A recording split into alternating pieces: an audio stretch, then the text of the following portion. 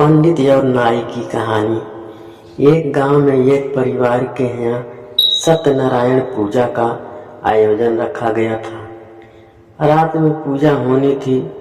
दूर के दूसरे गांव से पंडित तथा नाई को पूजा की विधि के लिए बुलाया गया था। इस परिवार पूजा की तैयारी जोरों शोरों से किया जा रहा था।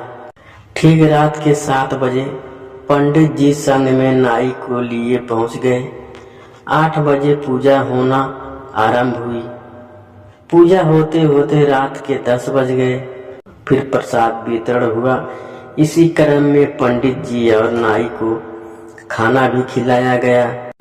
फिर यजमान द्वारा दान दक्षिणा देने के उपरांत पंडित जी एवं नाई अपने घर के लिए प्रस्थान किए। दूसरे गांव में जाते जाते रात के 12 बज गए थे। थोड़ी दूर आगे बढ़ने पर एक स्कूल आया। दोनों पंडित जी और नाई स्कूल पर जाकर विश्राम करने को सोचा।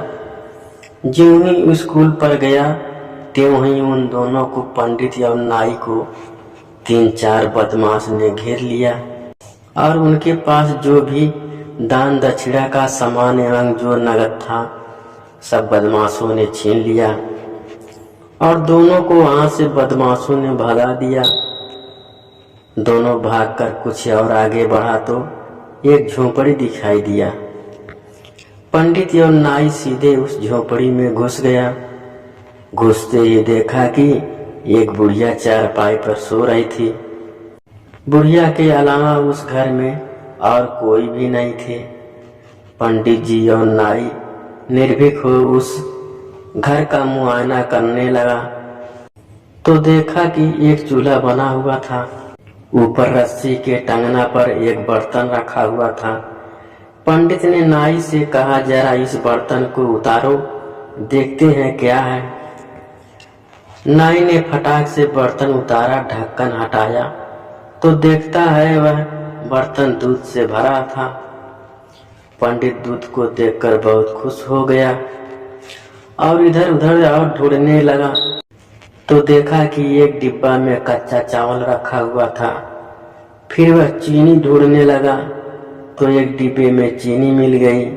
फिर पंडित एवं नाई ने खीर बनाने का मन बनाया। चूल्हा तो था ही। चूल्हा जलाया और उस पर दूध का बर्तन रख दिया। फिर थोड़ी देर बाद चीनी और कुछ देर बाद चावल डाल दिया। आधा घंटा बाद खीर बनकर तैयार हो गई थी। अब दोनों खीर को खाने की तैयारी में थे। इससे पहले नाई ने कहा, पंडित जी एक बार बुढ़िया को देख लेते हैं। पंडित जी ने कहा, ठीक है देख लो। बुढ़िया तो वैसे ही सो रही थी, लेकिन बुढ़िया का मुंह खुला हुआ था। सोने के दरमियान में नाई ने कहा, पंडित जी खाने से पहले एक करछुल इस बुढ़िया को खीर खिला देते हैं। पंडित जी ने भी कहा, हाँ खिला दो। नाई गर्मा गर्म खीर को करछुल में लिया और बुढ़िया के खुले मुंह में डाल दिया। अब बुढ़िया का मुंह लगा जलने तो वह जोर से चिल्लाई तो नाई एक खंभे पर चढ़ गया और पंडित बुढ़िया के खटिया के नीचे छुप गया। अब बुढ़िया ऊपर वाले को याद कर पुकारी तो नाई ने कहा कि नीचे वाले को क्या कुछ नहीं कहोगी। बुढ़िया यह सुनी और हकबका गई और जोर जोर से चिल्लाने लगी।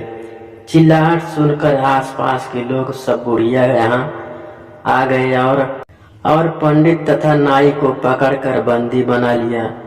सुबह होते ही ग्राम के तमाम लोग बुढ़िया के यहाँ पहुँच गए और पंडित तथा नाई को डांटने लगे। तो पंडित तथा नाई ने रात की सारी कहानी लोगों को बताया। तब लोगों ने पंडित तथा नाई को बुढ़िया से गलती मंगवाया और लोगों ने चेतावनी भी दिया कि अब आइंदा ऐसा काम भूल से भी नहीं करना। पंडित तथा नाई सभी से अपनी गलती मांगकर घर की ओर चल दिया।